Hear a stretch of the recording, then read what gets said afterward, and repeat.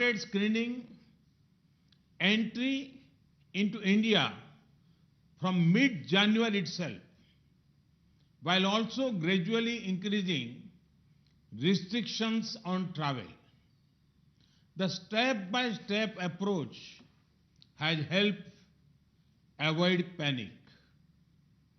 We have increased our public awareness campaigns on TV, print and social media.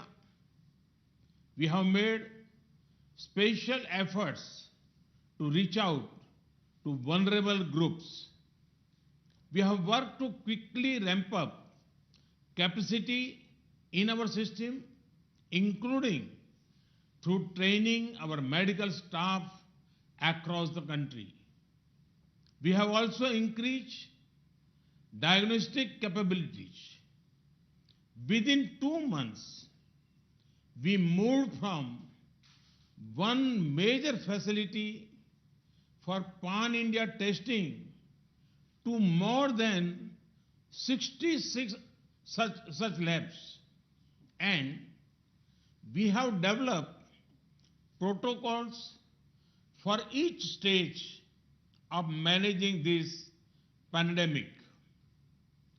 For screening at entry points, contact tracing of suspected cases, quarantine and management of isolation facilities, and for discharge of cleared cases. We also responded to the call of our people abroad. We evacuated nearly 1,400 Indians from different countries. We also similarly helped some of the citizens of our neighboring countries. We have now built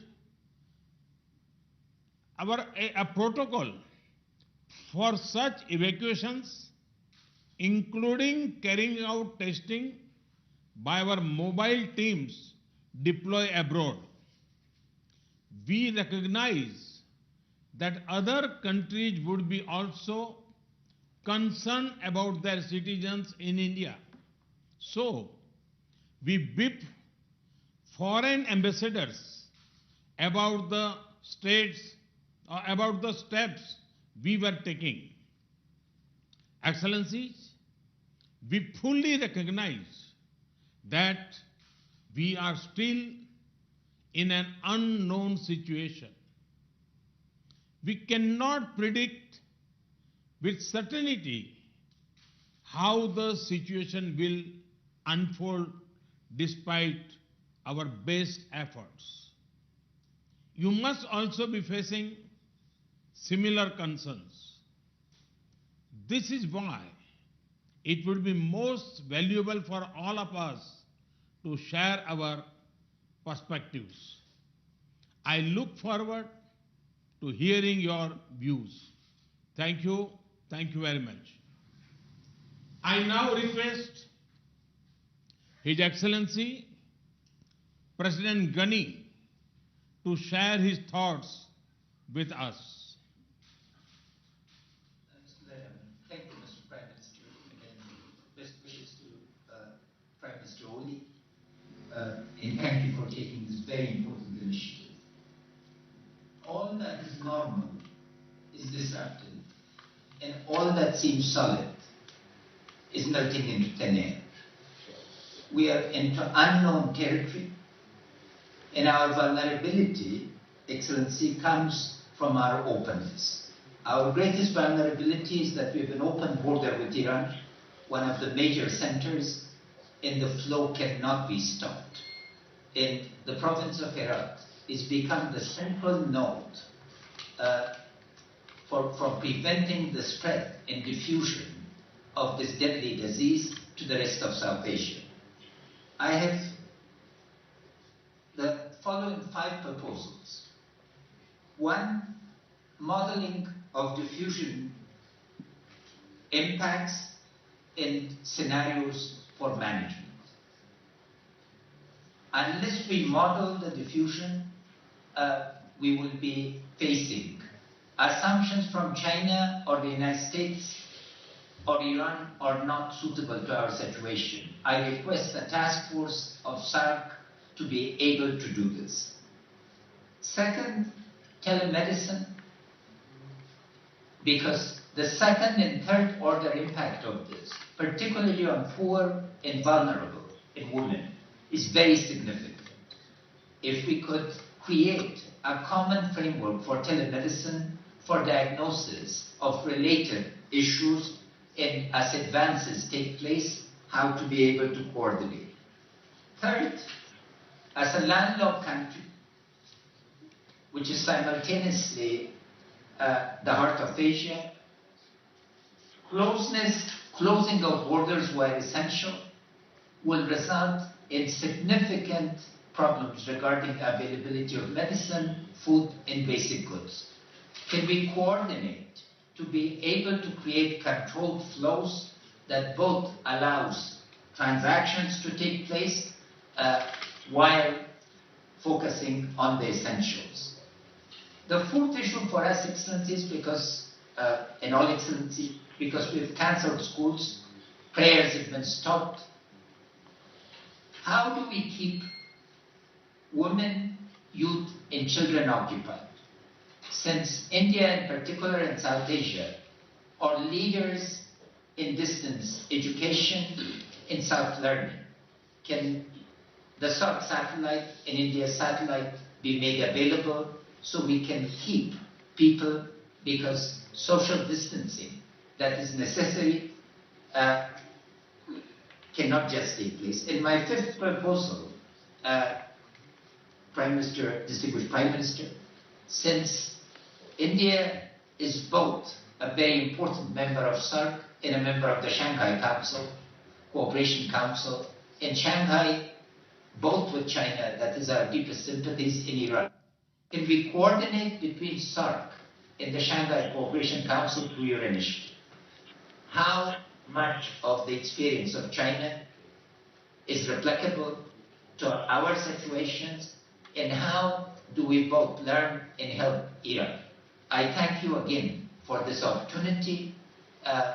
Our conditions, being one of the poorest countries and conflict prone, require learning, particularly from how you upscale the existing program. We have a program across the country called Health, that is basic health.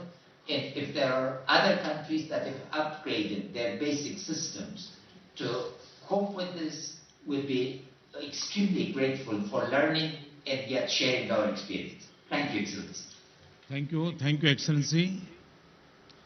I now request His Excellency President Soli to make his remarks. Bismillahirrahmanirrahim. Assalamu alaikum wa rahmatullahi wa barakatuh. Good afternoon.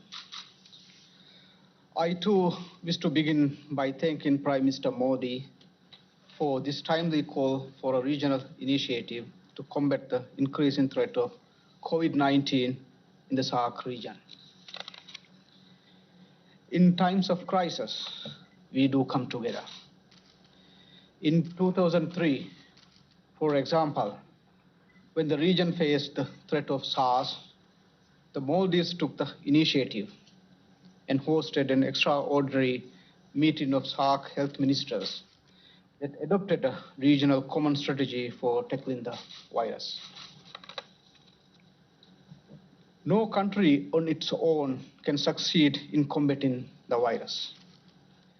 It requires a shared response at an unprecedented scale. The first COVID-19 case was confirmed in the Maldives on 7 March. To date, there are 13 confirmed cases. Fortunately, no deaths so far. Since January this year, the Maldives has been taking steps to get ready for a possible outbreak. We set in place standard operational procedures and facilities for treatment and quarantine in various islands. In the event of major outbreak in the country, our health facilities will have to cope with the care needed for both our residents and the thousands of tourists who visit the Maldives every year. Our priority now is to use precautionary measures to contain the virus as much as possible so as not to overburden our limited resources. The unique geography of the Maldives will always present itself both as an opportunity as well as a challenge. The dispersed islands make it easier for us to isolate communities whenever there is a suspected case. But in the event that a person tests positive in the outer islands and is seriously ill, requiring specialist care, the person has to be transported to the capital, Male. This is extremely costly and puts enormous pressure on an overstretched team of healthcare workers. Our tertiary hospitals in the regions are currently under development. Shortage of healthcare professionals in general and shortage of specialist doctors in particular are always major challenges, and in a crisis such as this, these challenges are several times greater.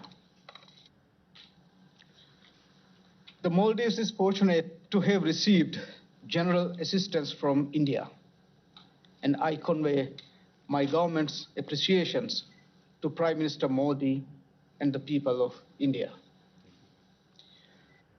We have received medicine and a visiting medical relief team to work with Maldivian healthcare professionals.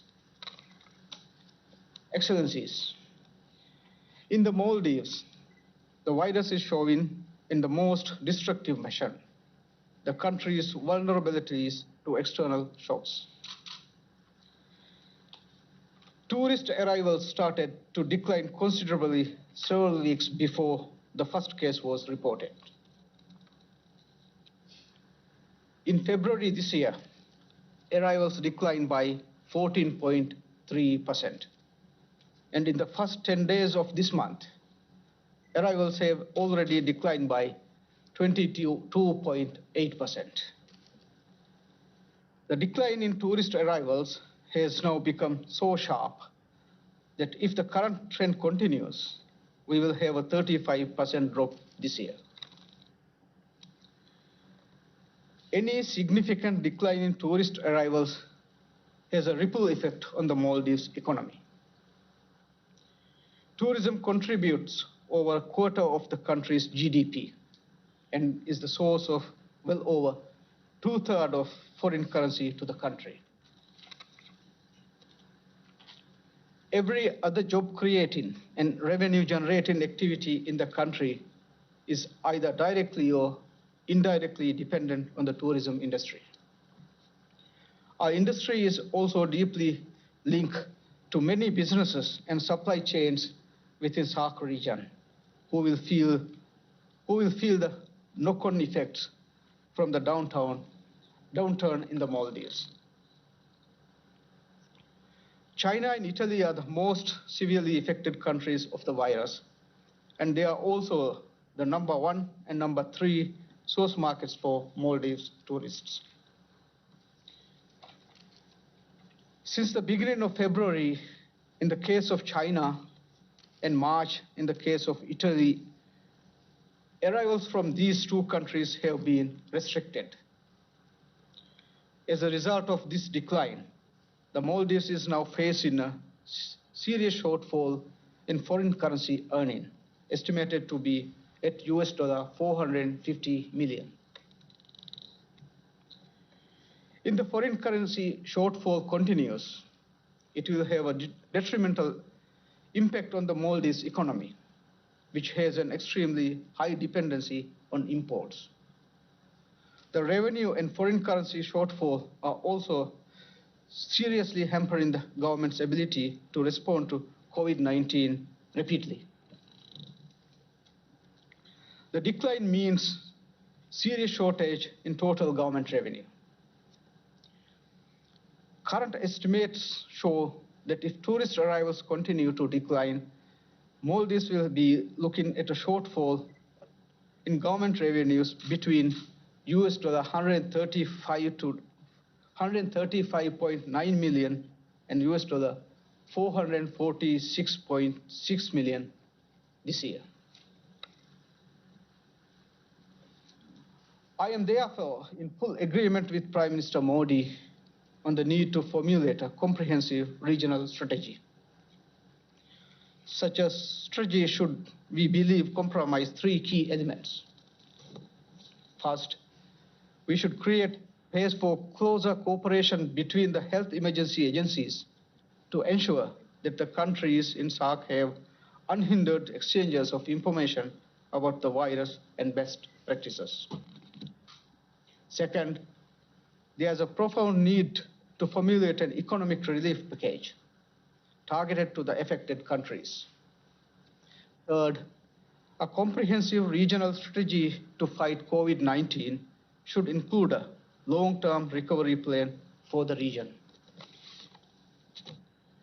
I will be happy to speak further on these elements in the discussions. Thank you, Prime Minister Modi.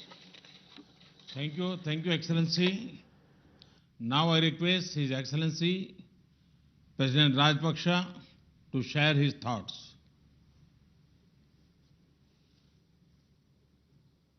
Good evening, Excellencies. First, I must thank Honorable Prime Minister of India, Shri Narendra Modi, for initiating this video conference to share our experiences, our ideas and best practices, and also to understand the challenges we face and further discuss what measures to be taken to combat this deadly coronavirus. Our biggest challenge is to stop or minimize the virus entering into Sri Lanka and control the spreading of the virus within. We did this following the guidelines and statistics relating to the spread of the virus issued by the World Health Organization. We have also taken steps because we have a large number of Sri Lankans working especially in Italy and South Korea. We cannot stop our Sri Lankans coming back to their home country. We have therefore taken all steps to subject those returning to Sri Lanka to a 14-day quarantine period in selected quarantine centers.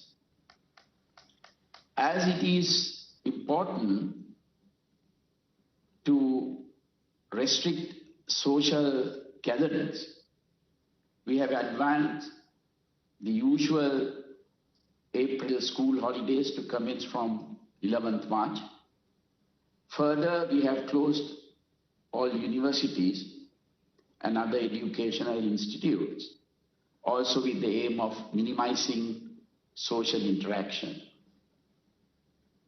Our first case was reported in Sri Lanka, was a Chinese lady tourist who since has been cured and already left Sri Lanka.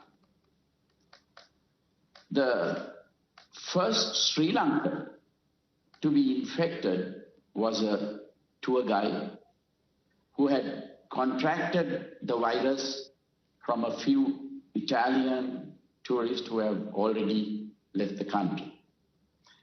At present, we have 11 cases being treated in the hospital.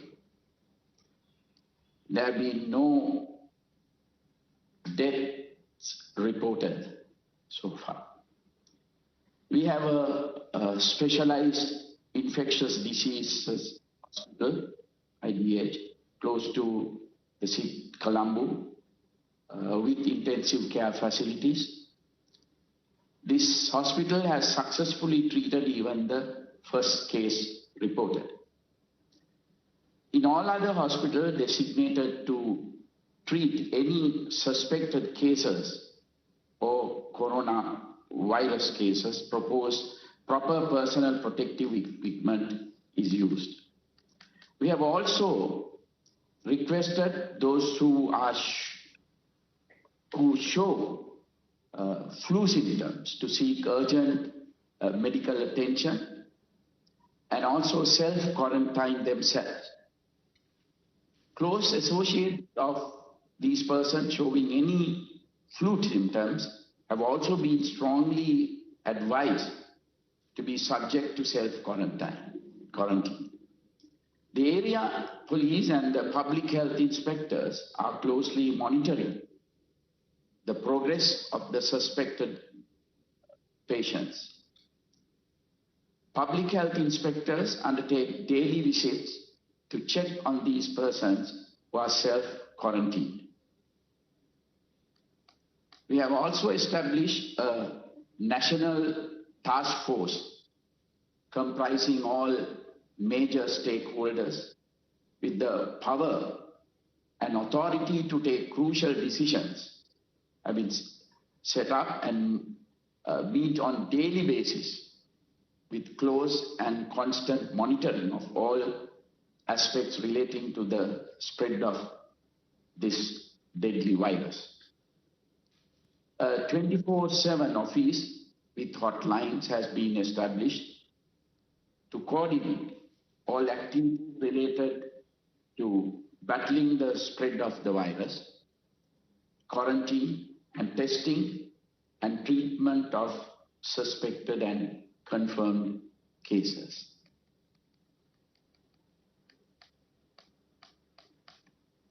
Government of Sri Lanka has taken some additional steps to effectively meet this unforeseen disaster. The Department of Health started giving out health warnings and advice on precautionary measures needed to be followed for prevention of the spread of the virus. This is done through mass media, presidential media division, press briefings, press bulletins, etc. General public were educated not to go for panic buying of face masks, hand sanitizers, etc. This was quite effective. 12 hospitals were declared as suitable for caring of possible coronavirus affected cases across the country. Managing of stocks of personal protective equipment such as masks, gloves, sanitizers and other medical items required for treatment of patients also started. Since the high risk area for the coronavirus was the city of Wuhan in Hubei province in China, there was a requirement to evacuate 34 Sri Lankan students and their families back to Sri Lanka. This was done by the national carrier Sri Lanka Airlines, which flew from Colombo to Wuhan and back to Colombo with all 34 passengers. These 34 students on arrival were immediately quarantined by the Sri Lanka Air Force before they were taken to a military facility in the Central Hills for quarantine for 14 days under the supervision of the Army medical team. None of them contracted the virus and all were sent home on completion of the 14 days quarantine period. At the same time, another 750 Sri Lankans were studying in various universities in different provinces of China and the government facilities. They were returned back to Sri Lanka. These students were instructed to be in self-quarantine for 14 days under the supervision and monitoring by local health authorities. As you know, probably that our parliament has been dissolved on 2nd March and the general elections will be held on 25th April. So the nominations are being accepted from 12th March up to 19th March. Therefore, we have to take precautions to discourage large meetings, large gatherings.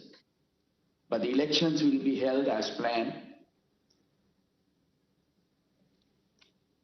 When the World Health Organization, WHO, declared COVID-19 as pandemic and indicated that fundamental public health interventions can still limit the spread of the virus and drive down cases even where it was transmitting widely.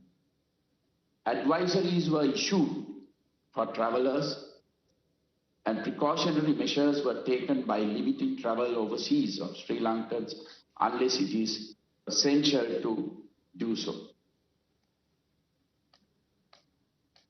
Almost all major sporting events, international conferences, meetings, large gatherings have been postponed or cancelled. All schools, universities and other educational establishments, including preschools throughout the country, has been closed for particular periods ranging from 2 weeks to 6 weeks.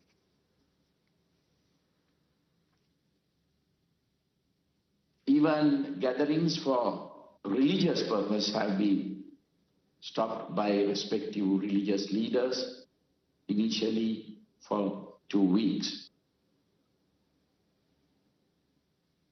Also, issuance of on-arrival visas has been suspended for all countries. Travel advisories sent to airlines not to uplift passengers from several countries, mostly from EU countries. Travel advisories also sent that any passenger coming from countries which we have defined will be quarantined for 14 days in Sri Lanka. Sanitizing of public transport also commenced from 2 days back. So because of these reasons, our economy has taken a severe blow due to the coronavirus, particularly in tourism. Most of our tourists are from Italy, Germany, and other EU countries. And now there is a ban on their coming. Our tourist industry was just recovering after last year's April 21st terrorist attack. Our exports are also adversely affected. Therefore, I strongly recommend the SAARC leaders to formulate a mechanism to assist our economies to tide over this very difficult period. I also wish to recommend that a SAARC ministerial level group be established to discuss, share best practices, and coordinate regional matters on combating coronavirus. Thank you, Excellencies. Thank you, Excellency. I now call upon Her Excellency Prime Minister Sheikh Hasina to share her thoughts. Thank you very much. Good afternoon to all the SAARC leaders. First of all, I thank Prime Minister Modi for taking this initiative. I also thanks for bringing and hosting 23 of our students from Wuhan along with Indian students during the quarantine period. We need to devise a strong SAARC-wide strategy to fight this public health threat and to protect our citizens. We successfully prevented entry of the virus through strong surveillance and rigorous checkup at all international airports, sea ports and land ports. As of now, we had only 3 COVID-19 imported cases. They have already recovered. There are 2 new imported cases from Europe. We have no local or community transmission of any COVID-19 case. We have set up a national committee to provide guidance to concerned people from all ministries at all levels. We have also undertaken massive awareness raising campaigns everywhere in Bangladesh through all available medias, including social media. My party workers at all levels are active in awareness raising. Local body representatives are vigilant to enforce home quarantine if necessary. We have kept 4 newly built hospitals, including the Kuwait Motri Hospital in Dhaka, dedicated to exclusively deal with COVID-19 patients. In addition, there is one more hospital in Rajshahi to exclusively handle COVID-19 patients. We have also earmarked separate beds in every hospital in all districts to treat COVID-19 patients. A few vacant buildings have been identified where makeshift hospitals can be established in case there is any such need. We also have trained health workers at Upazila levels. School children are also being trained to follow necessary personal hygiene.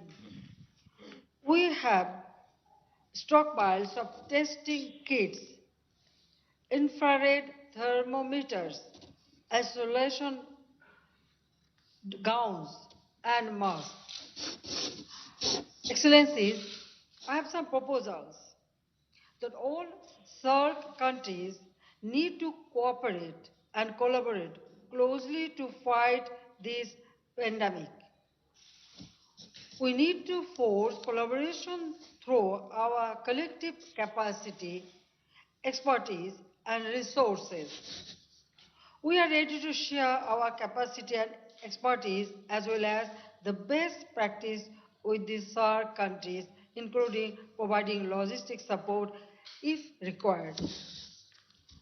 To continue this dialogue at technical level, our health ministers, health secretaries, and relevant health experts can also have this kind of video conferences to discuss specific areas of cooperation.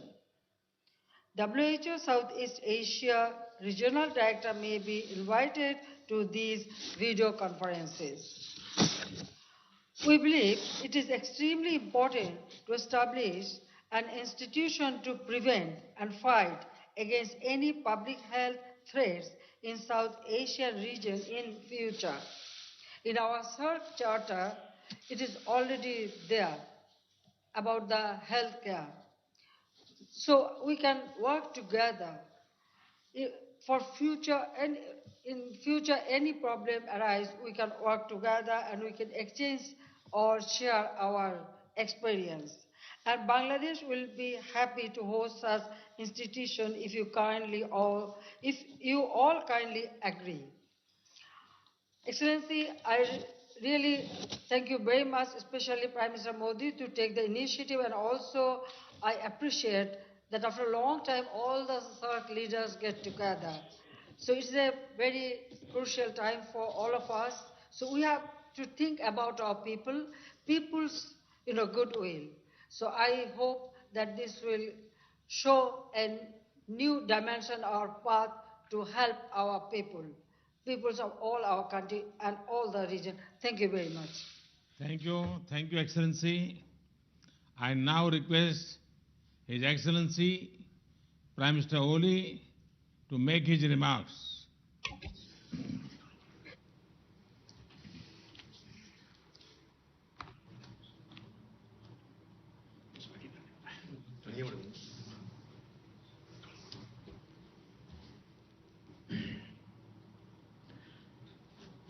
Right Honorable Prime Minister Sri Narendra Modi ji, distinguished heads of state and government of SAARC member states, Namaste and good afternoon.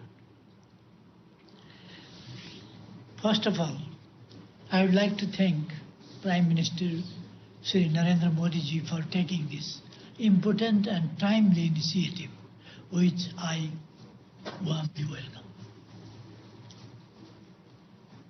Our collective wisdom and efforts will help us devise a sound and robust strategy for the SAARC region as we fight the COVID-19 pandemic.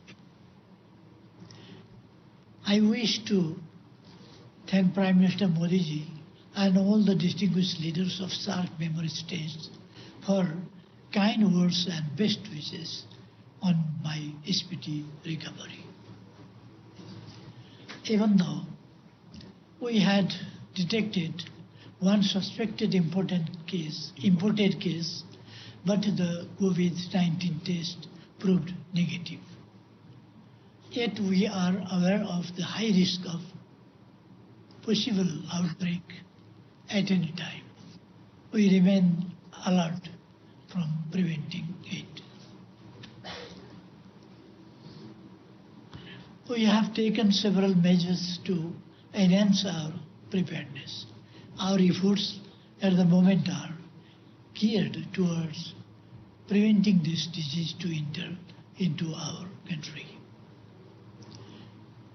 Our national efforts, I am personally overseeing and guiding the government efforts. Multi-agency coordination committees have been set up at the center, provinces and local levels to mobilize government efforts in the synergetic manner. We have restricted international movements, visa on arrival facility for all foreigners and non-resident Nepalis with foreign passport has been suspended. Movement of this country, movement of third country nationals via land routes has been suspended. Swab test PRC health certificate is made mandatory to obtain visa from Nepali missions abroad for essential travels to Nepal. We have suspended issuance of work permit for Nepali nationals for overseas employment. International passengers are required to go through the screening process at the health desk at the international airport. There are provisions for self-quarantine for certain categories of travelers. We are strengthening quarantine facilities in all provinces, hospitals, and arranged isolation wards and intensive wards for treatment. We are enhancing capacity of hospitals. Health workers are being provided with personal protective equipment and necessary incentives to motivate them. All the permits for mountaineering expedition for spring 2020 have been suspended and all major international conferences have been postponed.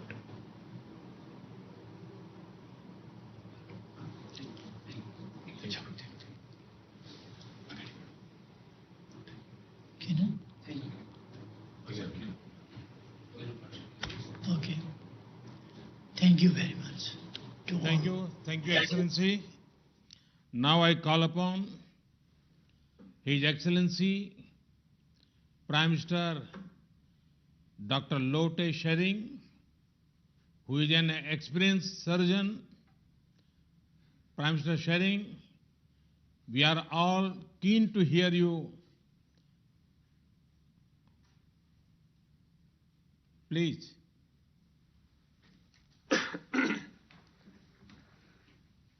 Thank you, Your Excellency.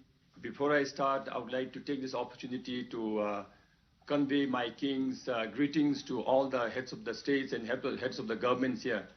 As we speak, my King is out of the capital.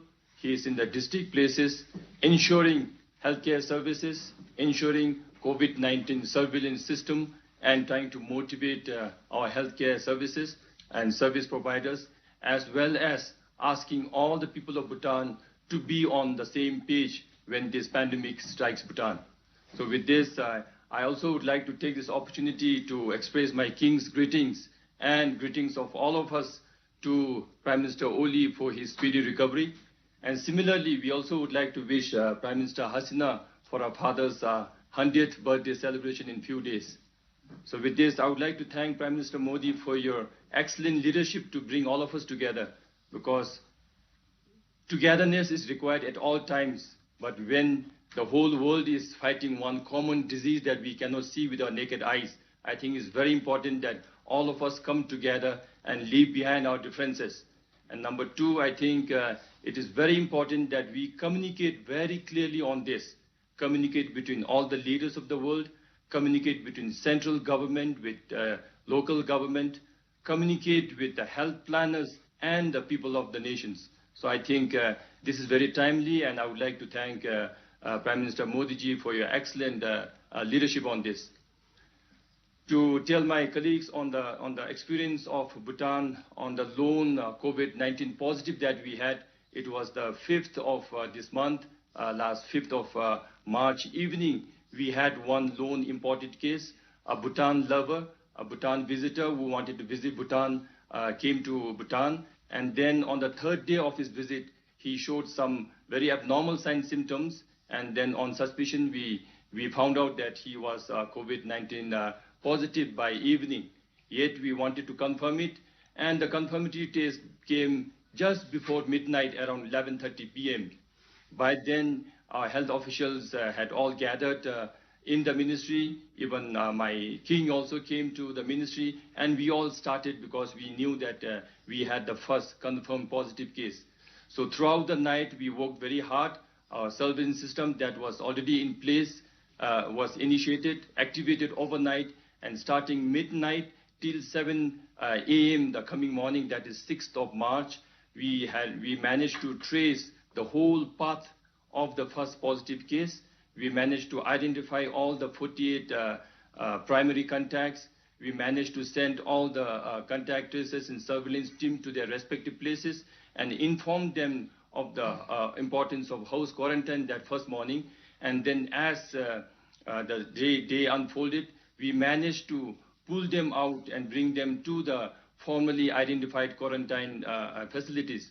So over 78 hours, we managed to identify all 48 primary contacts from 3 different parts of the country wherever our tourists had visited. And we also managed to initiate the medical team that we had identified to treat in case if he had a positive case. And then he was isolated and treatment started. And it all happened because our health ministry under Minister Dichen's leadership, everything was planned beforehand. And then our king was also awake the whole night trying to coordinate the whole thing and bring all the primary contacts together. So We do not wish to have positive cases in any countries, but to have a positive case in this manner and to be able to identify all the primary contacts and isolate them, I thought was a huge success that we brought in. Then starting from there, we managed to treat him, take care of him very, very well. And his family wanted the patient back home. So he was successfully air evacuated day before yesterday, and he reached his hometown last night, actually. So we wish him a speedy recovery. All the people of Bhutan send our sincere prayers for his speedy recovery. But the fact is, since as we all know and as all the heads of the country shared here, this is our uphill task because we really don't see our enemy. This pandemic that is challenging all of us do not follow geographical boundaries. That's why, as I said, it's very important for all of us to be on the same page. And as we all know that it affects the elderly people and it affects more people with comorbid conditions. So similarly, the aftermath of this disease will also affect the smaller and vulnerable economies more hardly than the better ones. So we are equally concerned that as we fight and as we try to contain this disease, we are also concerned about the economic outcomes of this disease. So therefore, I would like to support all the proposals that were made before me, and also to be very, very sure that we all will share our limited resources that we have, share the technologies that we have, and also to have frequent such meetings so that with the changes in time and with the changes of the demand of this pandemic, we also come and regroup ourselves. And I also would like to propose that we must have a similar cooperation in economic get up on this issue, because all the smaller economies are disproportionately hit. So with this, I'm sure my other colleagues will have a lot of points to share, and I also would like to contribute as the discussion goes on. So as of now, I would like to thank all the heads of the states and heads of the countries and governments, as well as Prime Minister Modi, for your initiative. Thank you very much. Thank you, Excellency. Now I call upon His Excellency Dr. Jafar Mirza, who also has medical experience, to share his thoughts.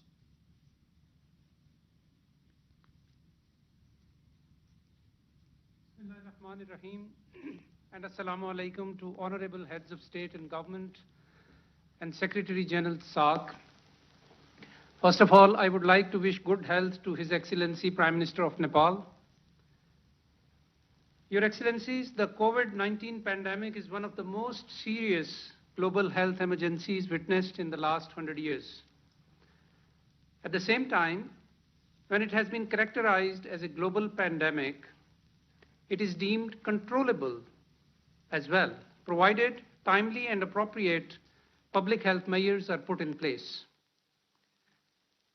With over 155,000 infections, 5,833 deaths, and 138 countries involved, no nation and no region on earth can afford to be unresponsive.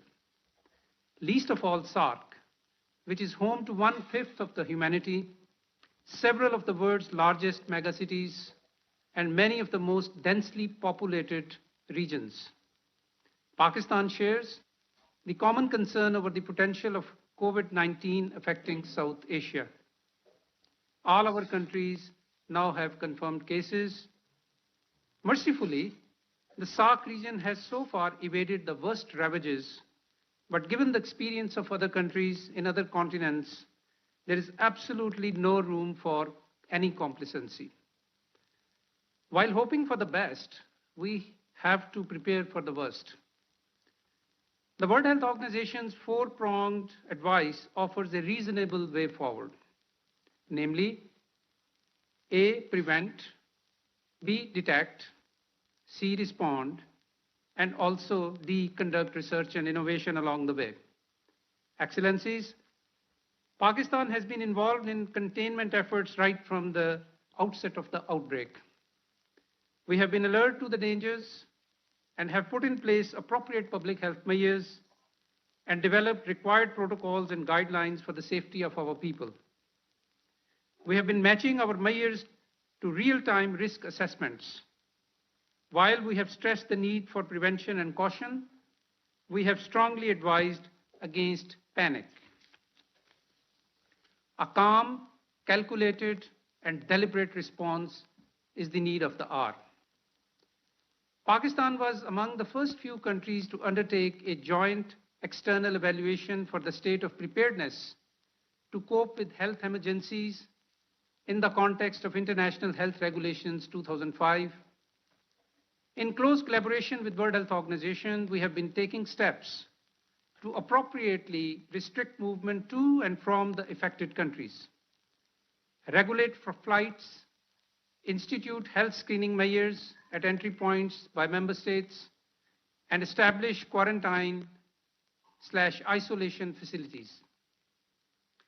Diagnosed cases are being isolated and contacts are being traced proactively.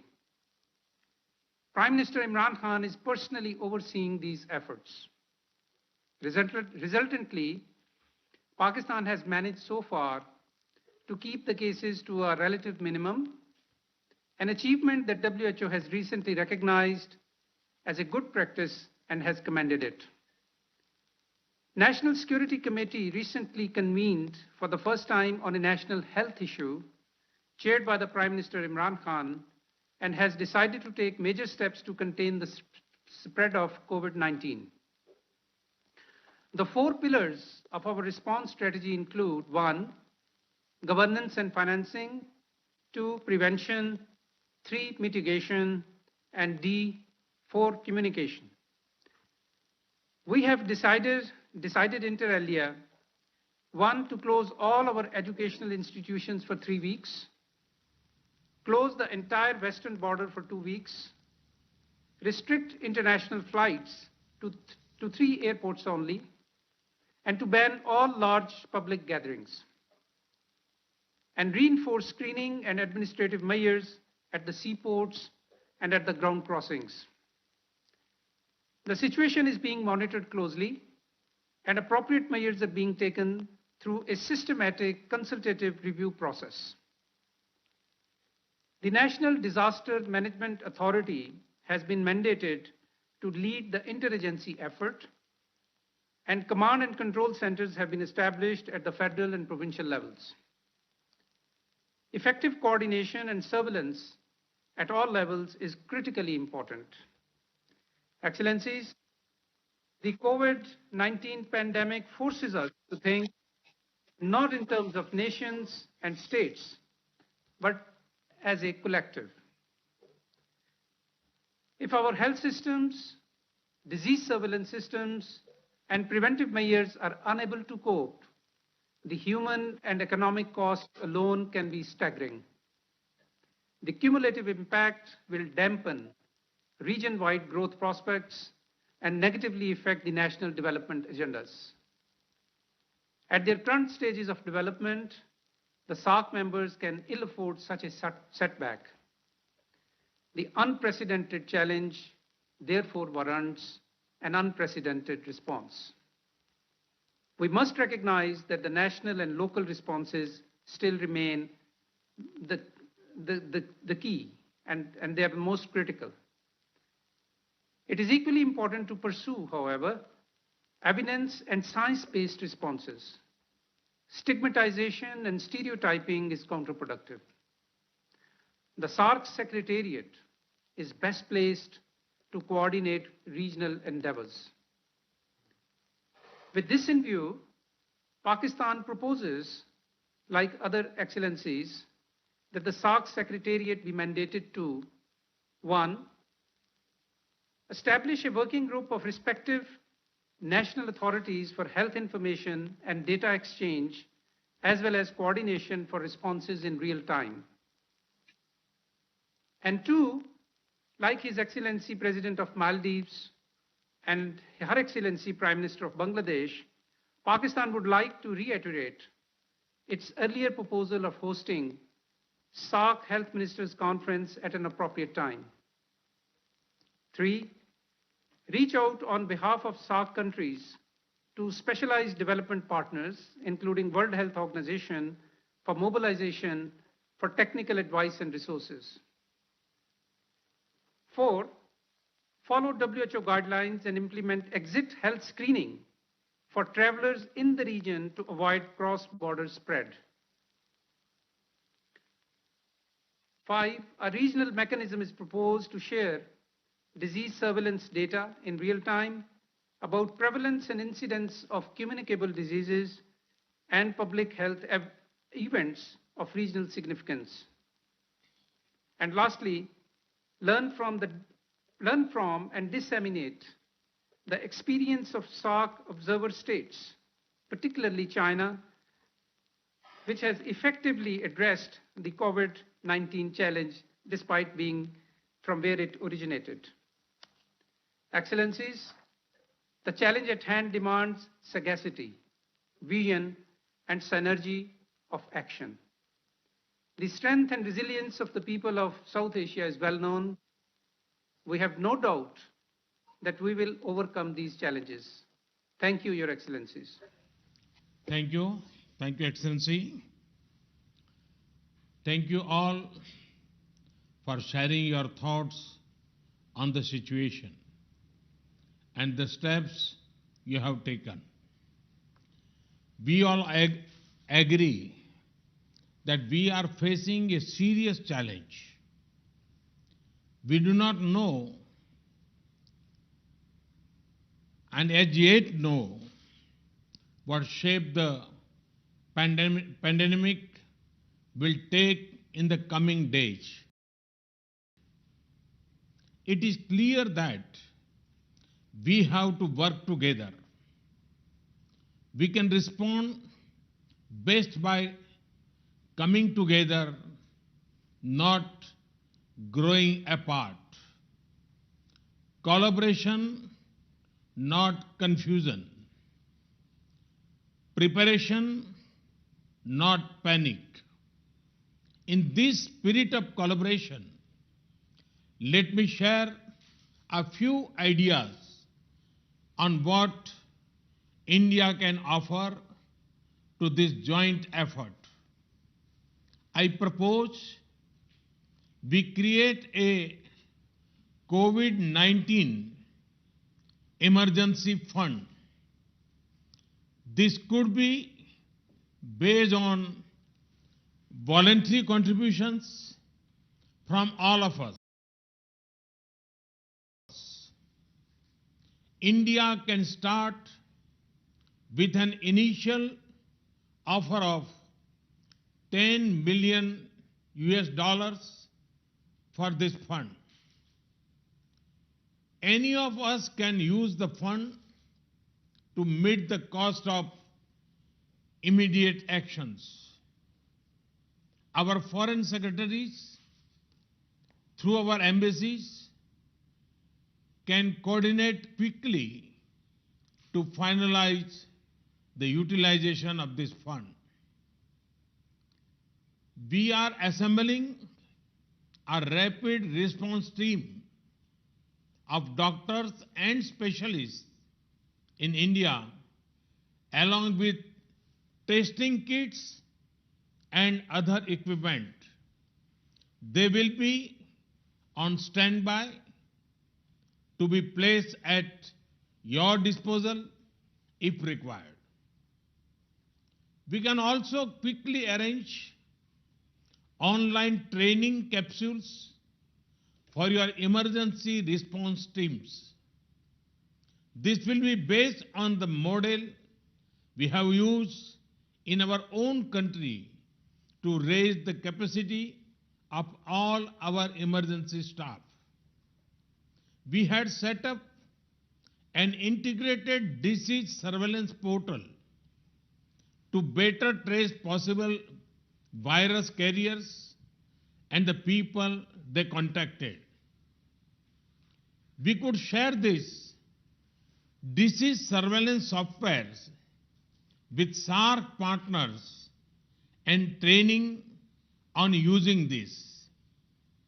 Let us also use existing facilities like the SARC Disaster Management Center to pull in the best practices among all of us. Looking ahead, we could create a common research platform to coordinate research on controlling epidemic disease within our South Asian region. The Indian Council of Medical Research can offer help coordinating such an exercise.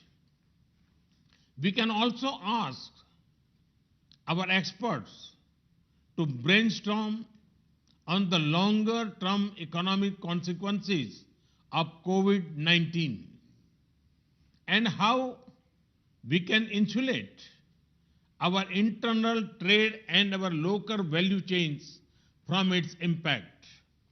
Finally, this is not the first nor the last such pandemic that will affect us. We can also ask our experts to brainstorm on the longer-term economic consequences of COVID-19 and how we can insulate our internal trade and our local value chains from its impact. This can help to prevent such infections from spreading across our region and allows us to keep our internal movements free. I call upon His Excellency President Ghani to share his thoughts. Well, thank you, Mr. Prime Minister. Thank you, all heads of state and government, and Dr. Mirza. The number of cases in Afghanistan is 16. No deaths, and as of yet, they're in 5 provinces. But the case I make is the following. Our refugees from Iran are being sent back in droves. I would like to make the case that dealing with this flow in the Herat province, 3 provinces, particularly Herat, Nimroz and Farah, is a regional challenge. Because thousands of people are coming from an infected area in the period in which the incubation takes place and the detection takes place. So we'd like to offer, particularly the Herat province, where we're making major efforts, as a model. In terms of organization, our National Security Council I've chaired a number of times, and we've created a task force under the Vice President in all the provinces. We are reorganizing our budget, etc. But let me welcome your initiative. We would like to be delighted to contribute to this voluntary fund. But the phases, Mr. Prime Minister, we would suggest we need to think about the next 6 months as one period where the pandemic is likely to unfold. Thank God weather is going towards warming, and it's shown that there are negative consequences. But the vaccine is not likely to develop sooner than a year or to 18 months. During this period, whatever we can do in the way of prevention is necessary, but the second and third order consequences of this on our social fabric, on our economic transactions, and others really requires thinking through. The impact on poverty, which all of us, and you, Mr. Prime Minister, has taken such a leading role in this, is likely to be negative. So how do we think through in ways to be able to protect the most poor and the most vulnerable? Because of that, we welcome very much your task force and ways of collaboration in return to this issue of being able to deal with. The third order issue is, while all these measures, and we've resorted to control of borders the disruptive impact of this. What are ways to be able to generate economic transactions in activities? And here again, there is need for considerable thinking. We would like to support the meetings by video conference at the ministerial level. We would like to thank the Secretariat for their vital role. But the most important issue is that both pandemics, and particularly climate change, are upon us, and without SARC coordinating as such, our vulnerability will increase.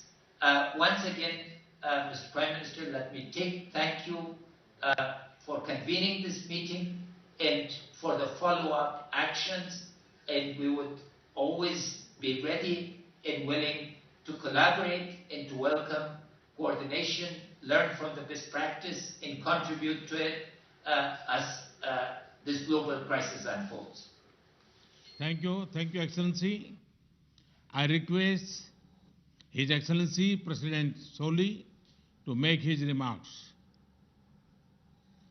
Thank you, Prime Minister.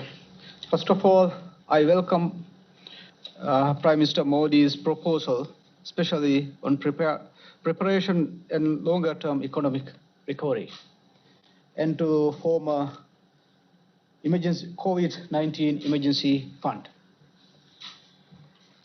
As I mentioned in my opening remarks, we believe that a common approach should address the following challenges. First, to ensure rapid response and sharing of experience and expertise. We should create space for closer cooperation between the health emergency agencies to ensure that the countries in SARC have unhindered exchanges of information about the virus and best practices. The Maldives has already received technical and material support from India, as I have highlighted earlier. I would also like to thank the government of India for evacuating 9 Maldivians from Wuhan. It is time that bilateral cooperation of that nature be expanded to regional level where every country would benefit. There is a profound need to formulate an economic relief package targeted to the affected countries. In the case of the Maldives, such a package would include budget support to fill the significant shortfall in revenue gap that I mentioned earlier. Third, it is always good to plan ahead to ensure quick and sustainable recovery after the pandemic. So we believe that we should start discussing a long-term recovery plan for the region. For the Maldives, such a plan means initiating a quick recovery in the tourism sector. It means building up our resilience through sustainable regional development and connectivity between the Maldives and major cities in the region. It also means scaling up private investment in tourist resorts and infrastructure that propels growth in tourist arrivals, which in the Maldives means economic growth. Thank you, Prime Minister, once again for convening this meeting. Thank you, Excellency. I now request His Excellency President Rajpaksha to share his thoughts. Thank you very much, Excellency. And again, I want to thank Honorable Prime Minister of India for convening this important video conference today.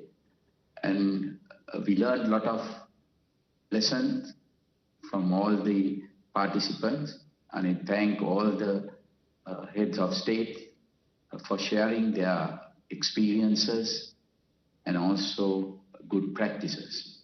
And also I want to thank you, Excellency, for the series of assistance that you have proposed, especially the raising fund, COVID fund, and also we all know there's a shortage of testing kits and other equipment, not only within this region, or all over the world. So thank you for offering these assistance to all the regional countries. And also, it is very important for us to work together, not only combating COVID-19 virus, but also be prepared for similar situations in future. We have to understand that it's very important that the social awareness is very important in these type of situations. Because sometimes the people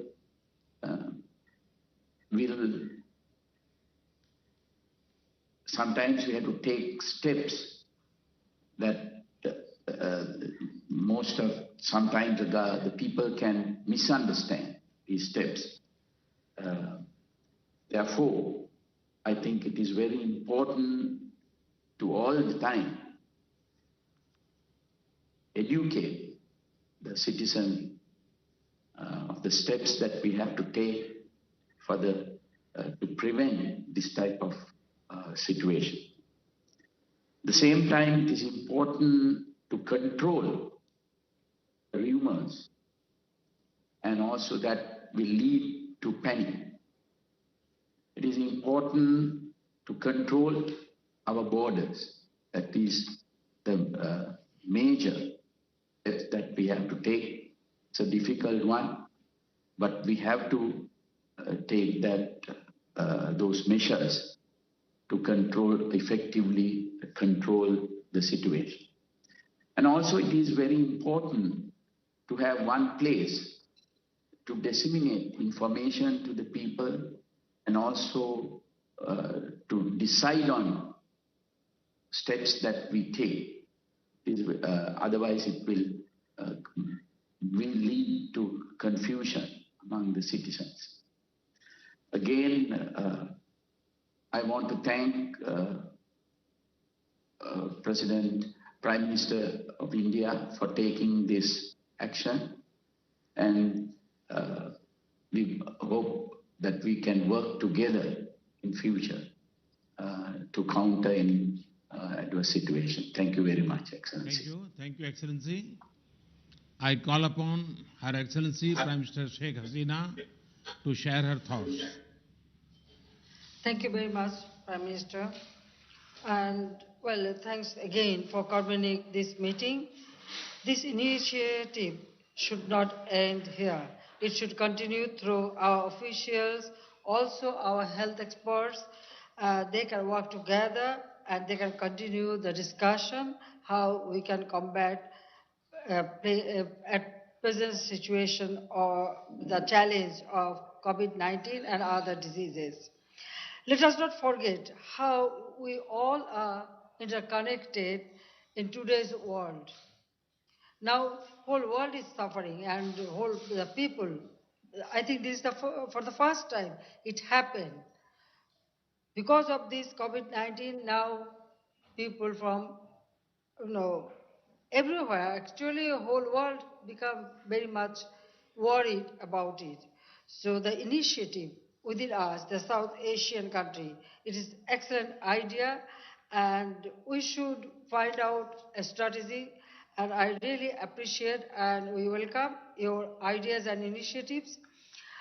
I mentioned that this third official can work and they can activate all these ideas, and also our experts can join together, because I feel that we need to work together jointly in close collaboration for addressing these challenges. I feel that our joint effort, we can save our people, and also we can make progress in this area. So I feel that your proposals, we can, our experts can sit together and we can, examine that how we can implement it and we can make progress. So again, I thank you very much for this initiative, and I hope that together we will be able to combat this distress situation. I look forward to being in touch with you all, Excellencies, as required, and hopefully together we can ensure the safety, security of our people in this region. And again, I thank you very much, and our new Secretary General can coordinate the follow-up actions, which will, I feel that that will be, an excellent job, and Bangladesh would be happy to join all these efforts. So again, Prime Minister Modi ji, I thank you very much for your initiative that holding these video conferences, and again I request all our officials to continue this dialogue, which is very, very important at this moment for our peoples of South Asia. Thank you very much. Thank you. Thank you, Excellency. I now request His Excellency Prime Minister Oli to make his remarks.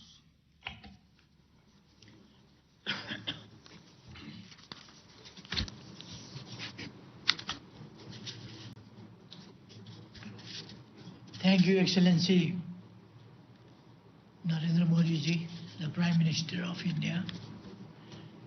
Our region is at high risk of COVID-19. The epidemic knows no boundary, no nationality, and no region. Therefore, we need to devise ways to combat this pandemic collectively. It is a common challenge and it demands common efforts. First thing is awareness creation. Community-based organizations and medical and non-medical volunteers could be mobilized in raising awareness and supporting government agencies. We have to appeal to our people to avoid non-essential foreign travels and to avoid attending mass gatherings and other large-scale events. Our region is rich in traditional medicine. We have to encourage our people to use this asset for the prevention and treatment of this disease. Our way of greeting people with namaste rather than shaking hands can avoid potential threat of women-to-women transmission of this virus. I believe that our region holds a good stock of emergency medical supplies, well-trained medical professionals and laboratory facilities. These would be deployed at the call of any member state of SAARC in urgent need. The hospitals in the bordering areas could also be utilized for the screening as well as treating infected patients coming from across the border. We may encourage hospitals, medical centers, research institutions, and health workers in the region to build a good network for sharing experiences, research findings, and best practices in critical areas associated with the prevention and treatment of this deadly disease. We need to ensure a smooth supply of essential medicine, equipment, and sanitary materials in the region.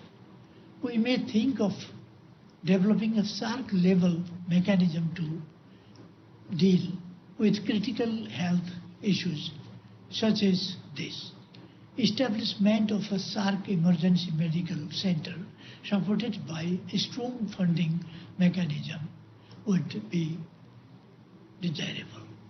In this regard, I welcome Your Excellency Modi's proposal and India's contribution.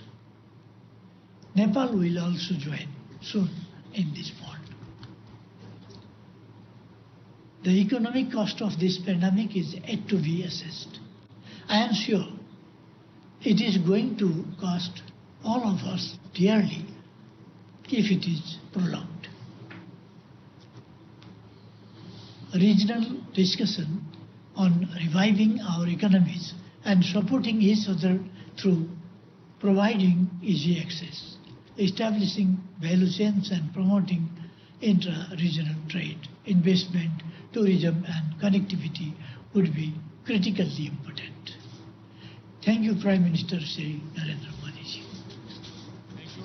Thank you, Excellency. Now I call upon His Excellency Prime Minister Dr. Lote Shering to share his thoughts.